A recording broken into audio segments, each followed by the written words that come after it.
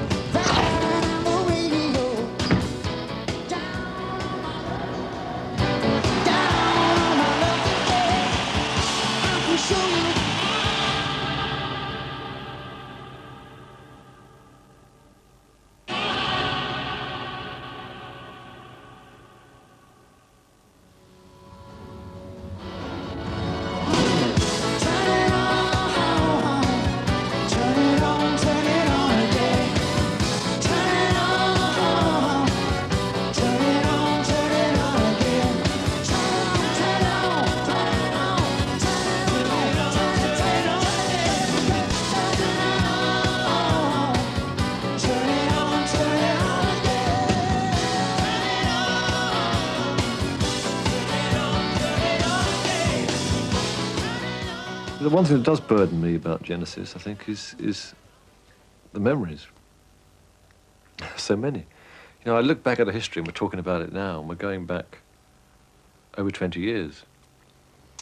And I think, God, I did all that.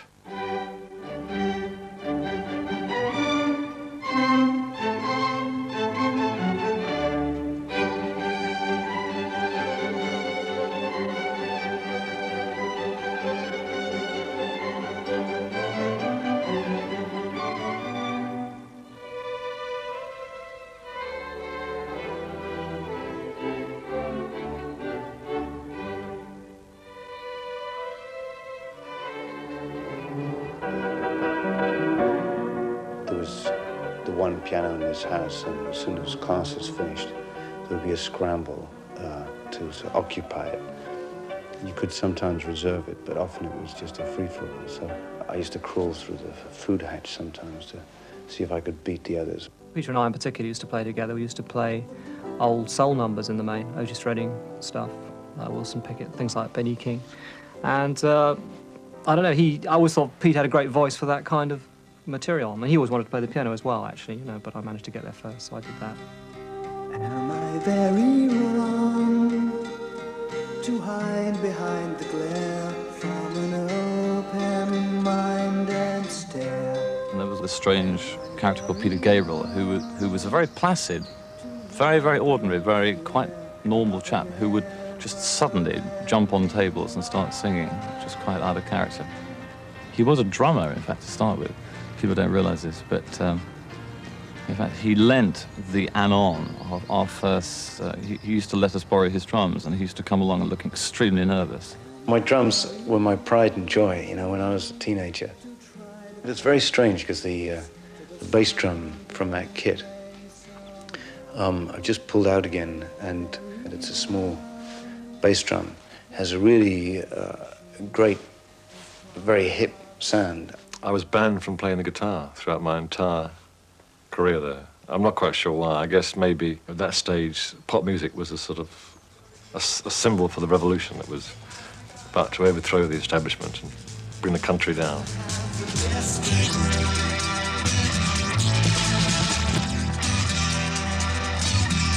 It was kind of two camps, actually. Me and Ant and Tony and Peter. And we were in rival groups at one point, remember that? We were called the Anon. Tony and Peter had a group called the Garden Wall, who were a bit jazzy. And I thought were not really kind of rock and roll. They appeared a little bit twee to me. We're waiting for you. Of the one and only Mr. Jonathan King.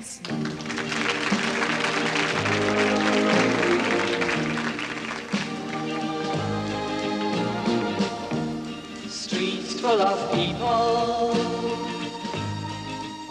We'd done these song demos, of which there was really only one outstanding one, which was written by Pete Gabriel and Tony Banks. And we knew Jonathan King was involved in the pop business. I mean, he'd had his big hit with Everyone's Gone to the Moon, He was a big celebrity old boy, and he came down to Charterhouse for an old boys' day, I think it was. Somebody had the idea of giving him a tape. Everyone's gone to the moon.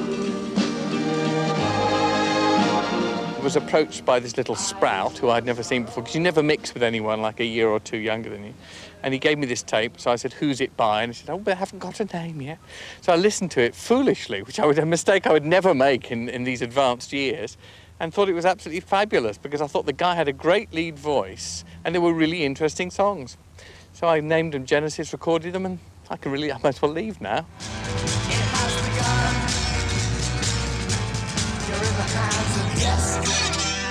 We got more and more involved in doing sort of slightly what you might call more typical later Genesis stuff. But he wasn't really into that, and we realised we were losing him. So Peter and I very specifically sat down one day and wrote a song tailor-made to Jonathan King's tastes, and his favourite group at the time were the Bee Gees, so we wrote a sort of Bee Gee pastiche song, you know, which was called The Silent Sun, and he loved it. The silent sun that never shines, she is the warmth of my lonely heart. So I did my best Robin Gibb impersonation on one of the demo tapes, and that allowed us through to the next leg, where we thought we could get into the studio.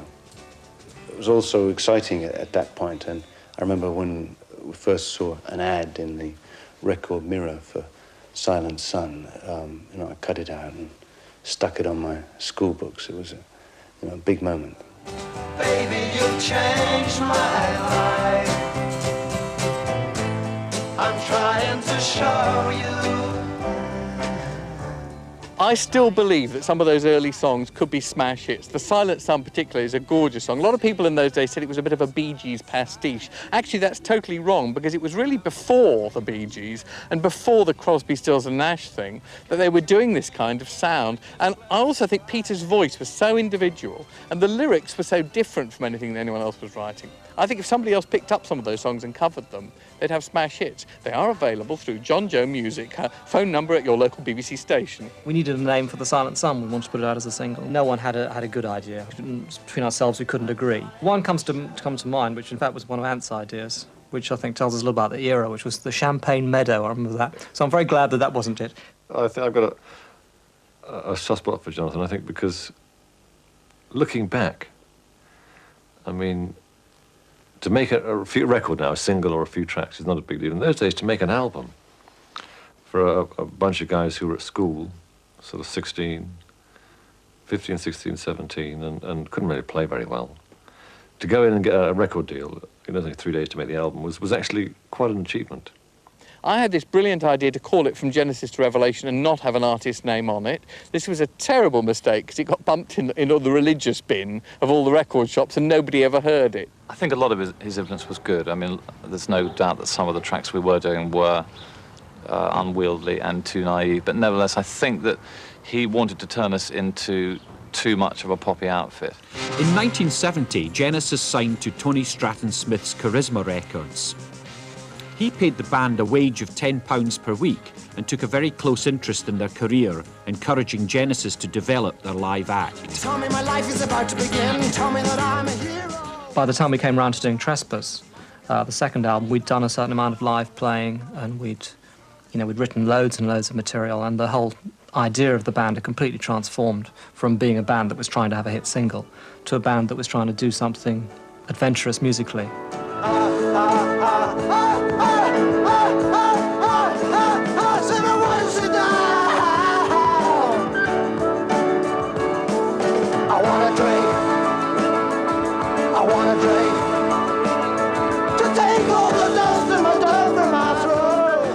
I started getting bad stage fright, which sort of came from nowhere, really. I mean, I'd started off by being pretty confident.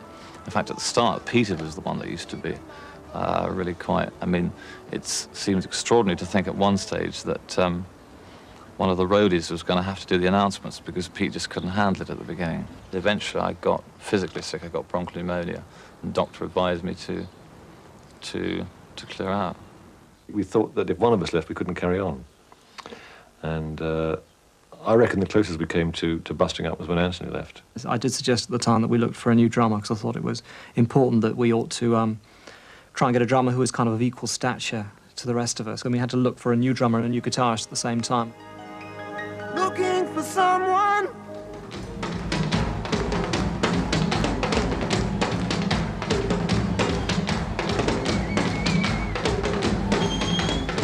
Do you remember the first time you met Phil and what was he like?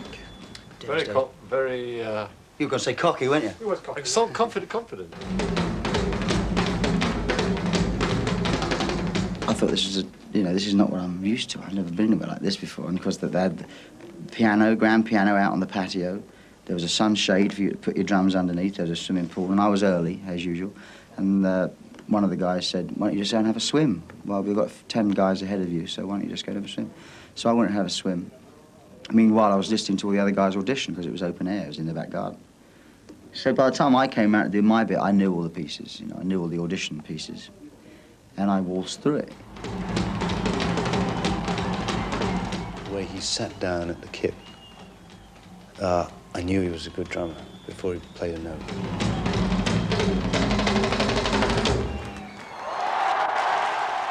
And I must admit, I'm not flattered, but no, I mean, there was, I think little doubt at the end of that session that Phil was the best. I mean, certainly Peter and I felt that. And the rest was so terrible. The rest was so terrible. Split decision.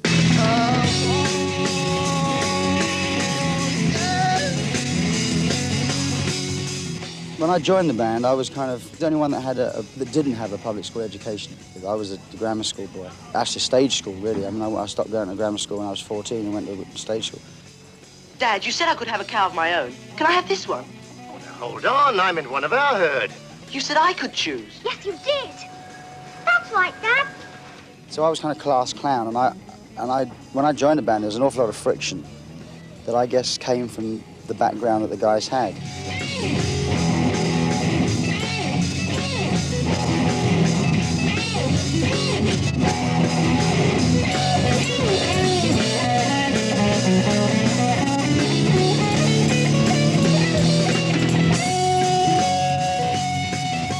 Looking for someone.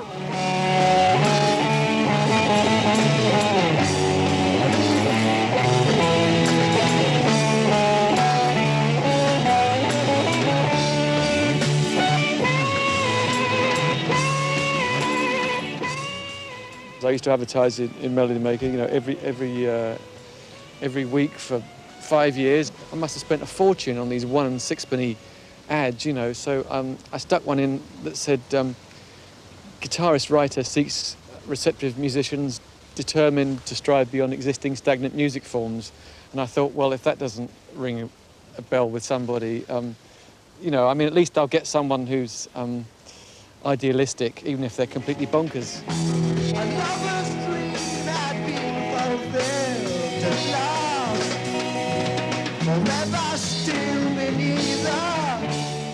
There's something in the wording of it that made me curious. A lot of the other guitarists we were coming across were into notes and flash and all that stuff. And Steve was into atmospheres, and that's what attracted us.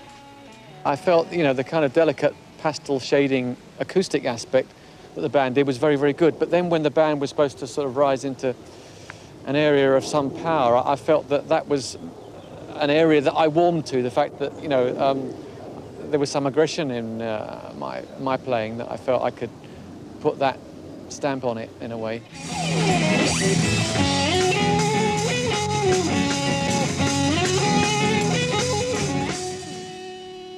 In 1971, the musically ambitious Nursery Crime was released. It was greeted with indifference by the music press and the public, and Genesis had to accept second best as their stablemates Lindisfarne had a #1 hit with Fog on the Tyne.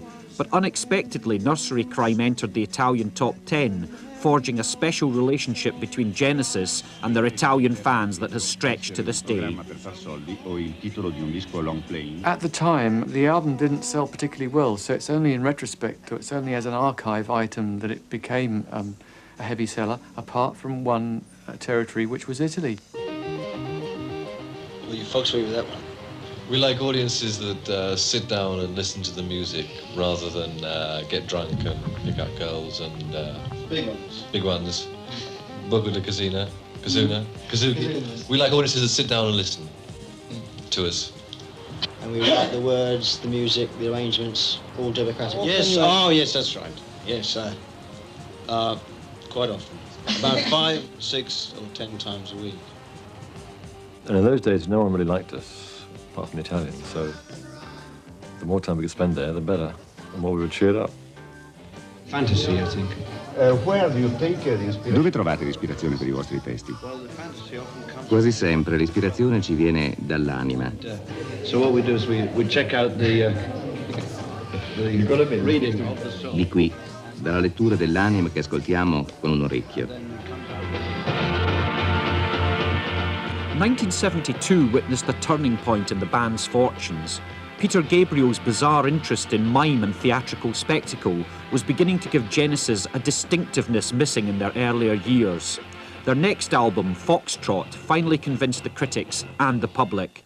It became the first Genesis album to enjoy UK chart success.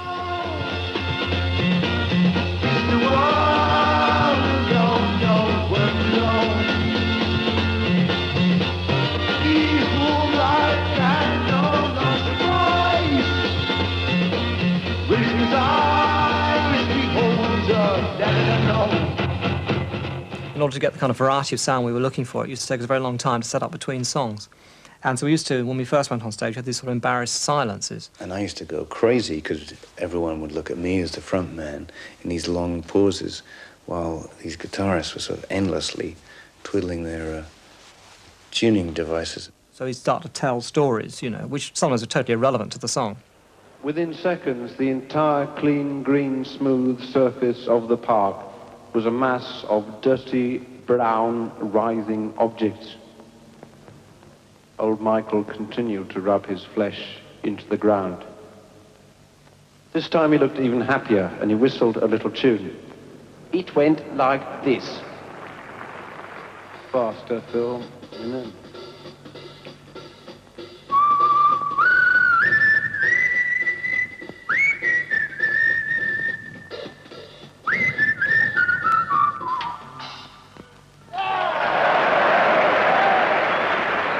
This, to us, was perhaps Jerusalem boogie, but to the birds it meant supper is ready.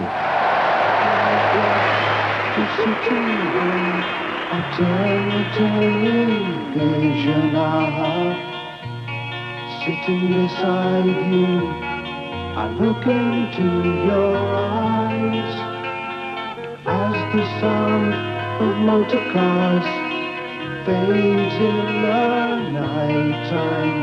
I swear I saw your face change.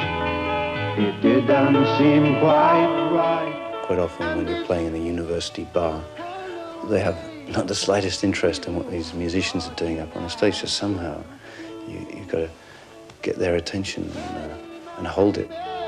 Don't you know our love is true? I felt very comfortable about everything, apart from there was just one moment, you know. It was a boxing stadium we played in Dublin when he came on stage. I don't know anything about it. Came on stage, and for some reason on the album cover of Foxtrot there was a woman in a red dress with a fox's head on. And we were playing away the song, and suddenly from the back of the stage, Pete appeared in a red dress and fox's head. I remember just the moment when I walked out with this costume on, and there was a real sense of shock and horror in the audience, and I thought, oh, this is good. Try a bit more of this. She's a lady, she's fine. Oh, blush past your hair. She's living it till your flesh.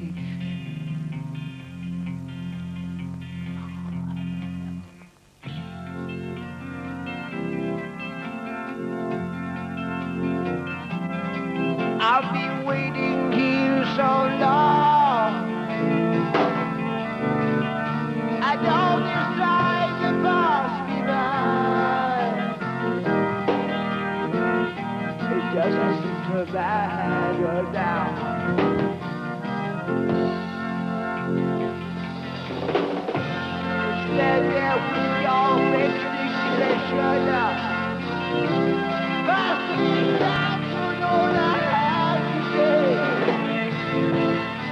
some of the stuff, the sort of old man's face he used to wear for a song called Musical Box at the end, was very strong. Our production budget was about £20 a year, so it was very limited as to what he could do. A flower. Slow down, will fall. To look for butterfly, butterfly, butterfly.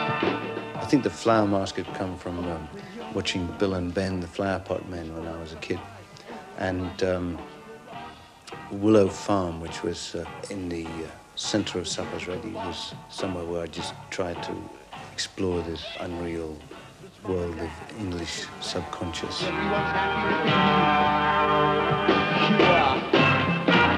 This church investing round, he used to be a British flag, just a man, what a flag! The frog was a prince, the prince was a prince, it was an egg, the egg was a bug. Well, wait a little bit, now, all in the toilet. Haven't you heard? We're not playing with you, human beings. Yahoo! This fish, this feast, looking in the morning. Everything, we're growing everything. We got some in, we got some out. Got wild things floating about.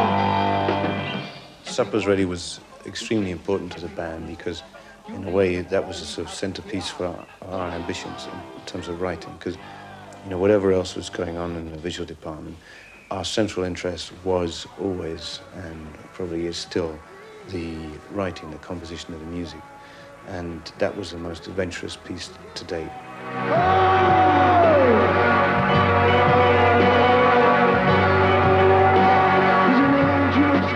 It's one of the pieces that still holds up for me.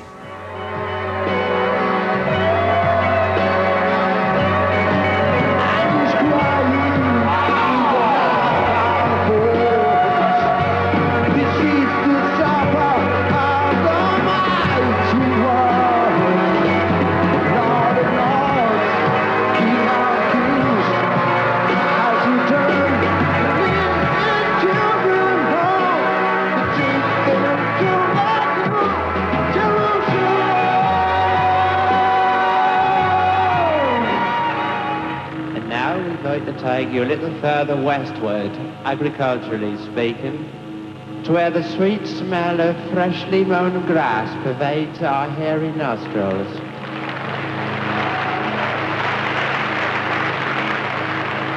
Snapping off time for the cosmic lawnmower. The band consolidated their reputation with the release of the lyrical album Selling England by the Pound. A single from the album, I Know What I Like, reached number 17 in the charts, and at last Genesis seemed to be balancing creative innovation and commercial success. It's 1 o'clock, time for lunch, famdy-damny day. When the sun beats down and I lie on the bench, I can always hear them talk. There's always been echo. Take a wake up, you got to tidy and run now. The sense of humour in Genesis was extremely important, particularly to me and I think Phil in some ways, but the tracks Willow Farm, Suppers Ready and Harold the Barrel, I think we're trying to follow the tradition of English absurdist humour. Keeping no one being shot, I know.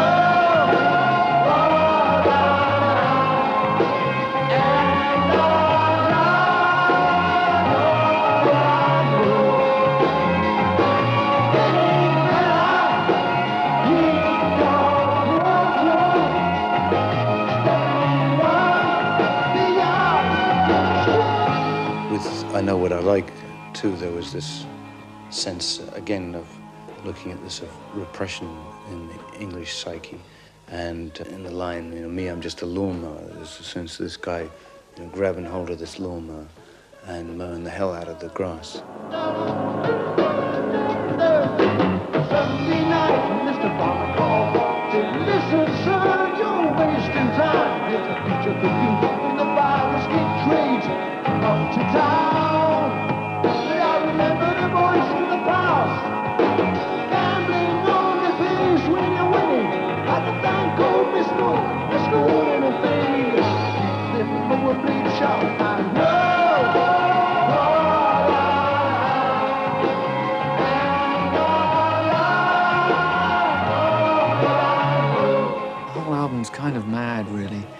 and it's surreal. Right from the moment where it starts off, where Pete's singing unaccompanied. Cried the unicorn to his true love's eyes. It lies with me, cried the queen of Maybe. For her merchandise, he traded in his prize. The influence of that was the Labour Party manifesto at the time, which was selling England by the pound. And, you know, it was the references are so scattered within that one album and everything, including the album cover painted by a lady called Betty Swanwick, who just died recently. There was something about the whole kind of package that always makes me smile. Selling England by the pound. Citizens of hope and glory, time goes by, it's the time of your life. Easy now, sit you down, chewing through their wimpy dreams. They eat without a sound, digesting England by the pound.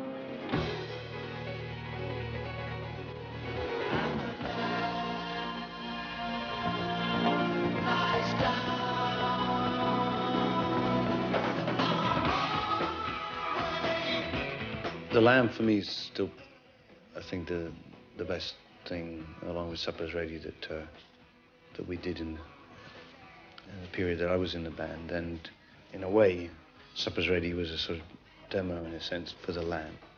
Although, you know, I cringe at certain places now when I look back at it. Again, atmospheres were caught in some of the tracks. Something's changed, that's not your face. It's mine. It's mine. We did about 98 shows with it, I think, all the way across the world. We went to America before the double album had come out. Suicide, we played the whole thing to an audience of people who said, what the hell's going on? And we had these sort of slides behind us. We had three, you know, a triple screen system of slides, which are about 1,000 slides, and they changed throughout the show. We did about 100 shows of Lamb Lies Down, and I'd say it probably only all worked. Well, it never all worked, actually. Came close to all working on about 4 or 5 occasions, and they were great. Unfortunately, every other night there was always something wrong. At the end of The Lamb Lies Down on Broadway, it used to have a little flash, and Peter used to appear one side of the stage, because the whole thing was about a split personality going. So Peter was on one side, and the dummy, dressed the same as Peter, was the other side. And so there was this flash, and the strobe would start, and you weren't quite sure which one was real, you know? Anyway, it was the first gig in Europe, and the mixture of flash powder per ratio to explosion was the first time this guy had done it. And he got too much bang and not enough flash. And the most deafening explosion. We just stopped playing. You know, we just looked around at each other, and the audience was stunned. This guy poked his head around the curtain and said, sorry! And I shouted out, you're fired! End of that tour, suddenly, the lights go up and there's Peter on one stage singing, and you pan to the other side of the stage, and there's a completely naked, big, fat roadie. Jeff Banks on the flat. He's still with us now. I think it kind of culminated, though, for me personally, in the Slipperman costume, though, because at that point, like, I was very much, you know, a musician in this band, and I, you know, and this was starting to piss me off a bit, because Peter wasn't able to get a microphone close enough to his mouth half the time in that costume to actually do what he was supposed to be doing, which was singing, you know. There's all this big-time stuff happening with sort of long tours being planned way in the future. And I just felt I was getting to be part of a machine. And I also, you know, felt I was becoming a sort of stereotype, sort of rock star, or falling into wanting that ego gratification. And, you know, I didn't like myself, I didn't like the situation then, and I didn't feel free.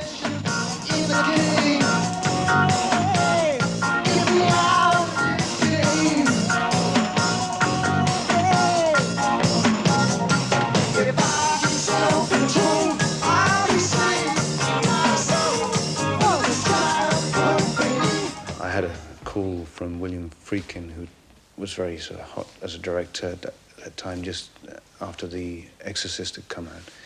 And he'd read this little story idea on the back of live album.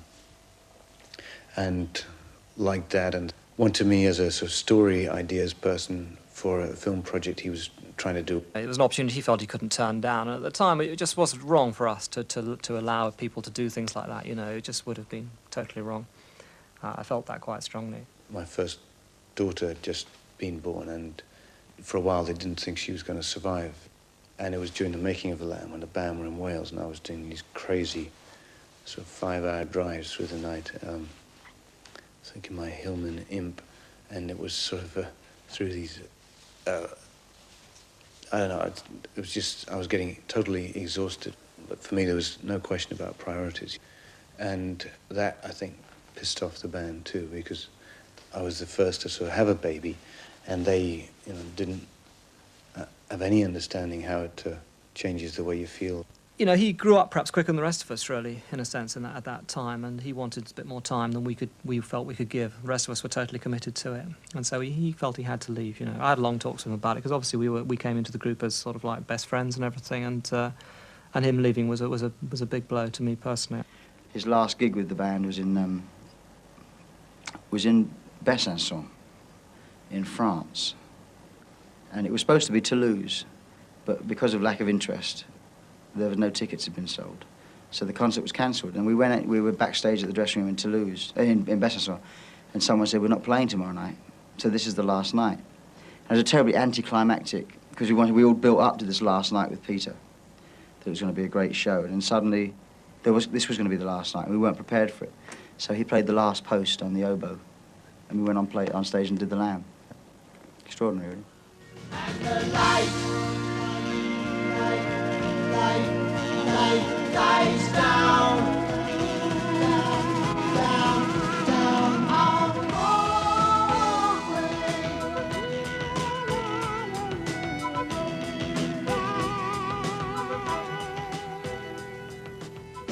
You could have a steam train if you just lay down your tracks. Gabriel's successful solo career has been a unique musical exploration. Influenced by American soul and the diverse sounds of African and Latin music, he has become an influential figure in the spread of world sounds. In 1986, he set up Real World Studios, which houses WOMAD, the World of Music, Arts and Dance, an organisation that promotes multicultural arts in the West. Going up and down, all around the bends. You could have a thousand miles from the cream of himself,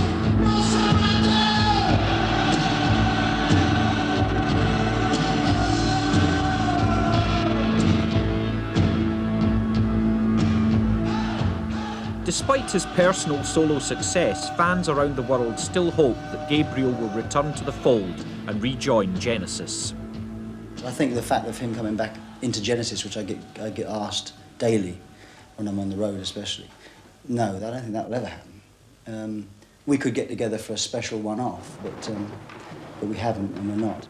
Gabriel did rejoin Genesis on one occasion at a special fundraising show for WOMAD at Milton Keynes. In 1982, Gabriel had helped organise the first WOMAD festival at Shepton Mallet with musicians and dancers from 25 countries.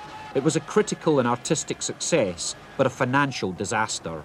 It looked as if we were going to go bankrupt. There was a lot of pressure. I had sort of threats against my life and, you know, people, really nasty phone calls to the family, and it was just a horrible experience. Tony and the band then really proposed this thing to bail me out. So it was a very generous thing, and although, you know, I had no wish really to relive my past or go backwards with Genesis, I was really touched that they were prepared to help out. It's been a long, long time. It rained all day long. Actually, my memories about that day are very vague because it was a little bit of a sort of a dream. We hadn't rehearsed enough for the show really. And I think Pete came on in a coffin, if I remember. But he wasn't wearing a dress. That much I know. I'm actually very pleased we never recorded it or filmed it, because I think for those that were there, it was a great evening. But to actually watch it back in the cold light of day, I'm sure there were rough edges and wrong notes and dodgy bits. It was just a big mud bath out there, but I think the audience were also wallowing in nostalgia in the same way that we were. So it was musically not as strong as I'd hoped it might be. Didn't quite grab the magic. But it was still a very friendly sort of reunion. Everyone looks so strange to him. They got no horns and they got no tail.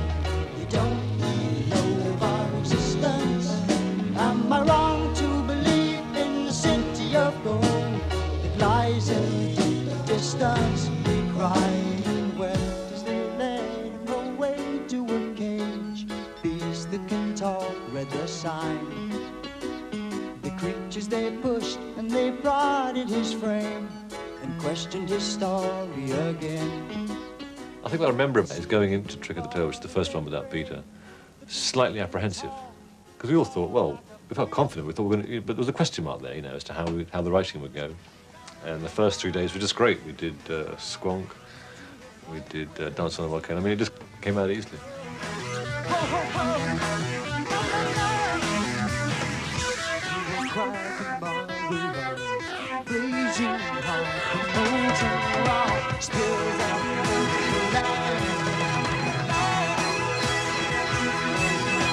Love is the lover who looks so well.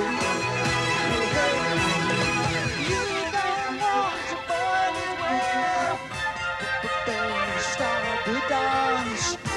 Do you want to dance?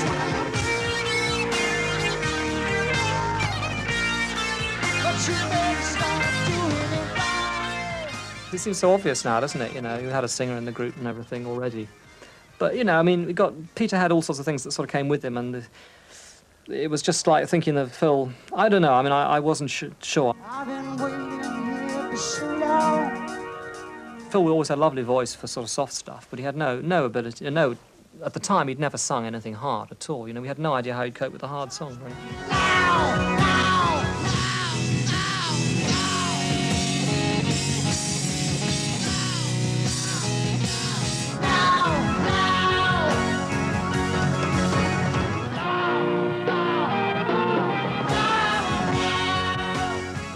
I was the last person that anybody thought I was going to sing. I'd always been singing with the band, and I'd always done the backups on the albums.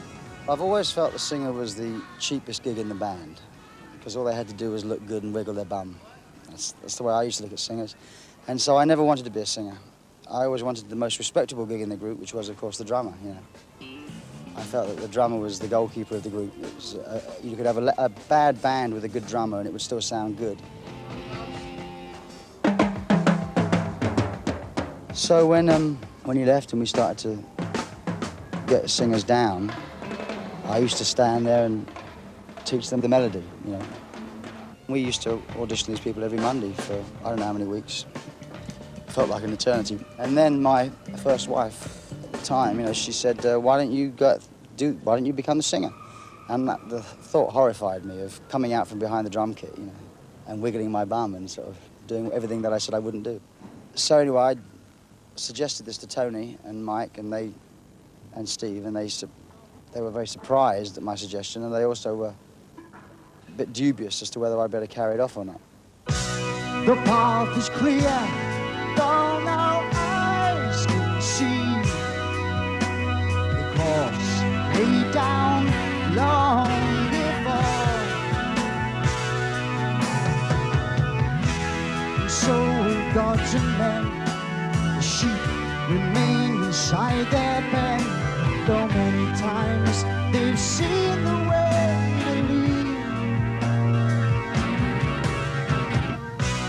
He rides majestic past herds of men who care not or gaze with joy. The first gig was strange because I've been so used to just looking up and seeing Peter there, and I got a certain confidence of seeing You had Peter to look down there. then, didn't you? Yes, I feel like I was looking down, you're right. And it just seemed so funny. And you just didn't know really how the audience were going to react, because you thought that they were going to miss him and everything, miss Peter, I mean. And it was very strange. About halfway through the show, I suddenly realised this was going to work. I mean, he had his own approach to the audience, but they sort of seemed to like him, you know, which was curious, you know. Well, it's you talk about it in third person, actually, just sitting here. Yeah, it's like, I remember I mean, London, Ontario was the gig, and I just remember being more worried about what I was going to say to the audience than anything else, because what Peter did have was a communication. And although it was more of a mysterious traveller than a bloke next door or a mate, he did communicate with an audience, and I thought that was very important. So I was more concerned about that aspect of it working than actually singing the song. We're going to try, together, all of us, to levitate the entire Wembley Stadium complex. Everybody hands in the air. Now the next thing is everybody go with me.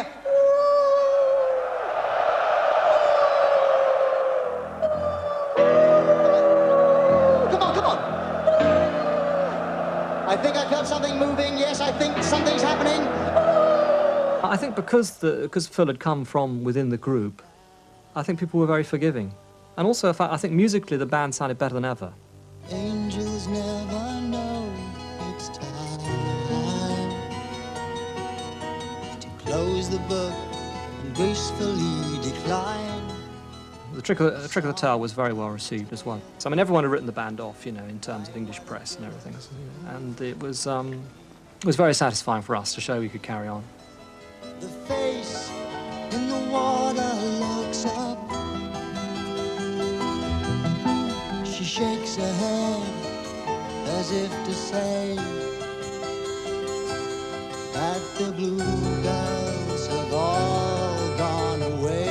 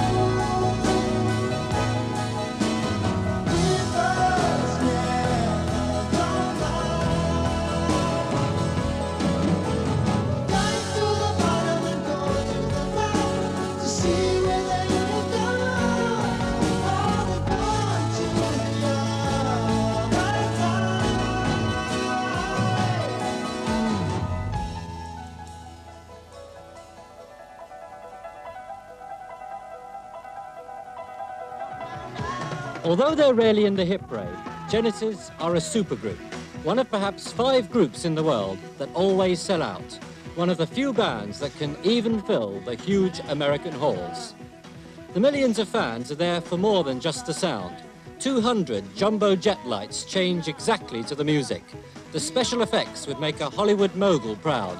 The amplifiers are loud enough to drive 10,000 neighbors wild. In America, it was rather because we had our biggest shows. We happened to play sort of fairly biggish places, but getting tiny audiences in them. And of course, that's a recipe for disaster. You're losing money left, right, and centre. You might not have heard of them, but they have a massive following among the young that take rock music seriously. There was the one year, though, that we found out afterwards that one of our 19-year-old road managers was managing us for a year. And we spent everything we'd earned, but of course he hadn't kept any receipts, and so that was quite a big blow. Adrian? Imagine approaching the taxman after a US tour that lost a fortune, you know, genuinely, but obviously did earn quite a lot at the same time. And he had a couple of garage receipts and one hotel. Looking for someone. Tony Smith promoted the band's first major tour in 1973. He uncovered the extent of their financial and technical disarray. First date was in Glasgow, and I arrived up in Glasgow to see them, and total chaos on the stage, absolute chaos. And finally, we had to cancel the show because they had something like 400 volts of electricity running through every single piece of equipment on the stage. Just could not walk on the stage. And I had to cancel the show in Glasgow, which is not the easiest of places to cancel shows. Do you want to go on the bus, or are you going to go to the Mayfair and pick up the bus, or are you going to drive all the way out there? I mean, yeah, the Mayfair's very nice. It may be, but Drive a up to little London. quicker than your bus can. Drive all the way to London. To the traffic. It's very nice. So, pretty. Get stuck nowhere to go. Towards the end of the tour, they came to me and said, well, you know, you're saying we should get a manager, why don't you do it? So I said okay, and that's when my trouble started. Right. Well, as long as it all, I mean, no, I'm not being argumentative. I'm just saying there's no point in us being there. If we have to do something, then we have to make sure we're there in time to do it.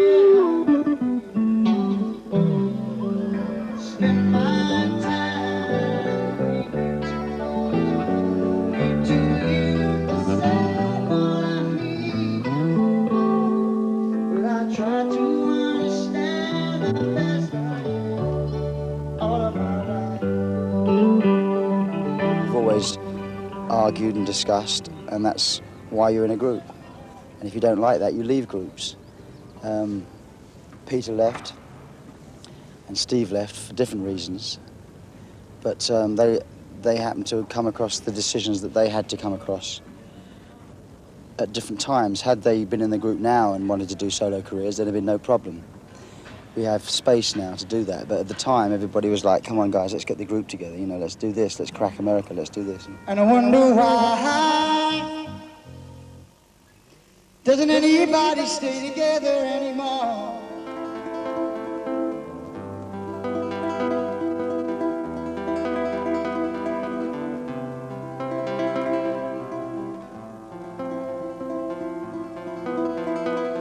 During the recording of Wind and Wuthering, signs of another split were beginning to emerge. Guitarist Steve Hackett's dissatisfaction with his creative role would soon reach crisis point. I managed to let off steam by doing a solo album, which was successful. And it created a difficult situation within the band because the band perceived it as a threat. So there was pressure on me to give up the solo career. And I said, fine, okay, provided a percentage of what I do is done by the band, and the band said, well, we don't really do things like that. We do it by committee. So it was a very difficult decision, and it took me over 2 years of agonizing about that decision, but I felt that the band was no longer a healthy musical climate for me.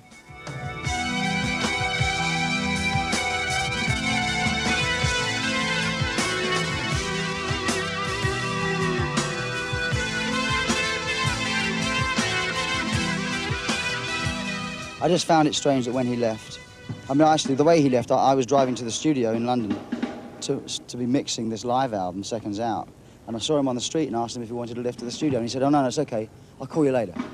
So I got to the studio, I said, strange, I saw Steve on the street and he didn't want to lift, and they said, oh, haven't you heard, he's left. So, you know, he called me at the studio and said, listen, I think I'm leaving. So I said, oh, okay, well, I'll see you then. And that was it. By then we were getting used to it, you know. No, this, well, in fact, it was funny because he just didn't turn up one day when we were doing the mixing of Seconds Out, I suppose it was. Yes, the live album, you know. So he didn't turn up, so we mixed him out of the rest of the album, and that was it, really. No, he just, I don't know, I wasn't really expecting it, actually. I was kind of surprised because on Wind and Wuthering, I felt he did some of the best writing contribution he'd ever done for us.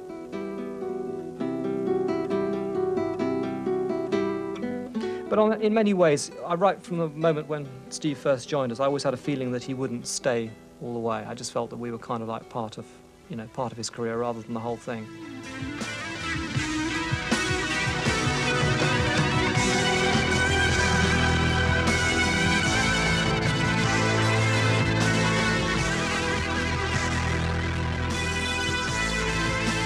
I always felt that Steve's strong point was as a guitarist, the strongest point, I think, more than as a writer.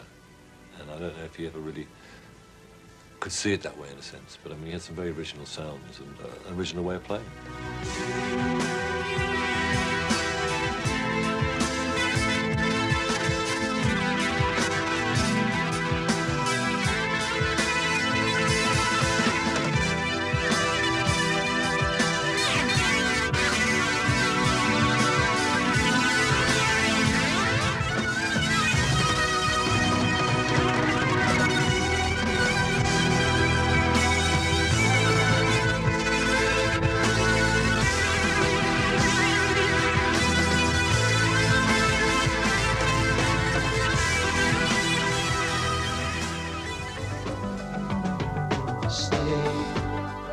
In the studio, Genesis had shrunk to 3, but for live performances they drew on outside talent. In 1977, the ex-Weather Report drummer Chester Thompson was recruited, and in the following year, top American guitarist Daryl Sturmer joined the band.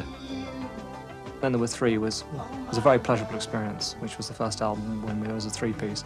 You had one guy who sort of sang and drummed, another guy who did all the guitars and basses, and another guy who did all the keyboard work, which even at that stage was starting to be quite an expansive role because it would sort of go into the world of drums and guitars and things quite a bit. And I think between us we felt very complete, you know, certainly from a point of view of a studio band. Nacquero sul finire degli anni 60 per iniziativa di due aristocratici studenti inglesi. Follow You, Follow Me, it was the first hit single we had, and it sort of doubled the sale of the album. I think also being a romantic song, and we weren't known for romantic songs, we sort of, the main difference in our audience is suddenly it became a lot more females came to see the group. Before that, it was just spotty guys with fishing hats and long coats that wanted your album. Can you sign this, Phil? You know, that's really was that. I mean, Genesis fans in the '70s were, well, you know, college students, and they were mainly guys. It was a very masculine band. We used to play songs that were actually were you know, a bit too demanding for some of the females of the world. I don't mean that sounds chauvinistic, you know, but just that they wanted something else, and we weren't giving it to them.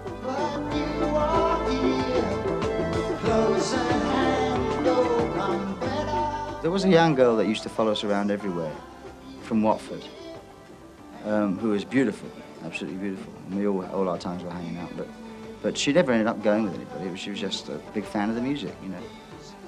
But no, I'm afraid we didn't rape and pillage our way across the world. Yet. I try so hard to be nice.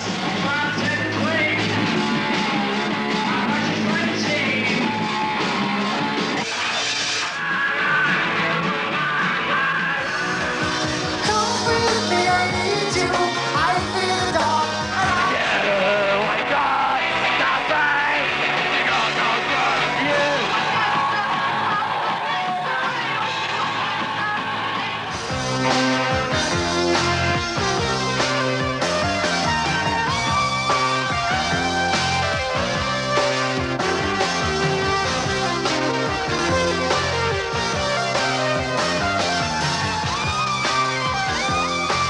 I really genuinely thought that the punk thing was a good idea, you know, or not a good idea, it was a good thing that it happened, because it was like someone shaking a tree and all these things that fell off, all these bands that fell off like bad apples, you know.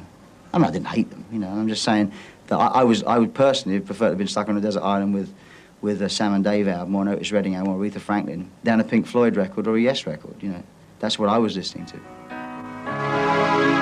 too many stood where I stand. See, most of the bands that were being slagged off as being dinosaurs and boring, I thought were boring as well. And so when someone else comes along and says, oh, that lot are rubbish, they're all crap and all boring old farts, you know, I'm saying, yeah, they are actually, you know. And then suddenly we're mentioned in the same mouthful. I think, well, that's a drag, you know, because I saw different things in our music.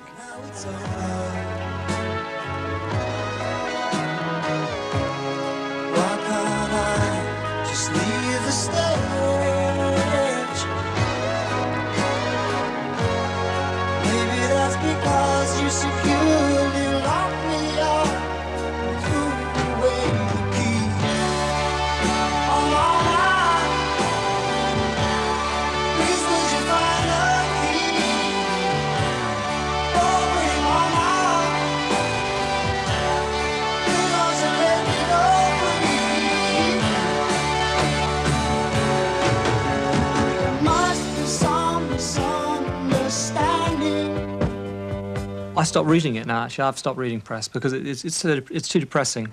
Must be some kind of mistake. I think anyone who says that they don't care is kidding themselves, really. It's natural to want everyone to like you. I think what was tough was in those early days. It's changed now, thank God. The music papers, the three, the Melody Maker, the NME, and the Sounds it was. And that was about all there was, you know, in England. And if they didn't like you, then you really were in trouble. Must be some misunderstanding. you wanted to get a good review of a Genesis album, it can't be that difficult. There are an awful lot of people out there who like us, so it must be possible to find them. From all the Genesis fan club, I mean, an enormous number of people all over Europe, really, yeah. I don't know if you can see this. Happy Easter from all the Genesis fan clubs. Isn't that nice? Fabulous. That's very nice. I don't quite know what it is. But Good grief! It's oh no! I can't do You're supposed to be the blackest feet in the cosmos! Go out there and frighten people! There go the boys! Must be some kind of mistake. Well, we've never been fashionable, you know. The only time we ever became remotely fashionable was when Peter left, and we were the underdogs. Let's get over here and see the lovely Genesis plant. Now, if you see over here, he's got a lovely little bits of growth over here. It's an ugly looking Yes, it's an ugly little brute, yes. Have a look at that there. He's a lovely plant. Now then, with maturing and... The other one's not much better. The other one's not... The other one is looking a lot better now. Now then, if you get this plant and poke it 3 times, it'll sing the chorus from its latest hit single. No! Hey!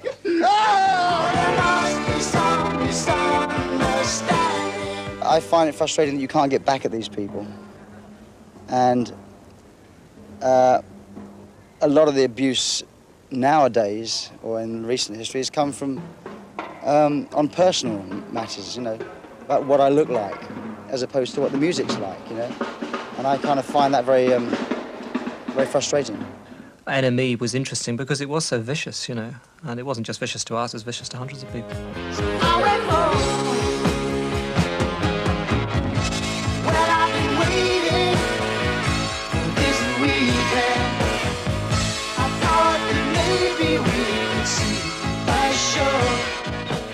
One of the things that criticisms that's been levelled at us from our own fans, as well as everybody else, has been the fact that we are now having hit singles, wherever they are, being whatever country in the world, and we sort of sold out, you know. I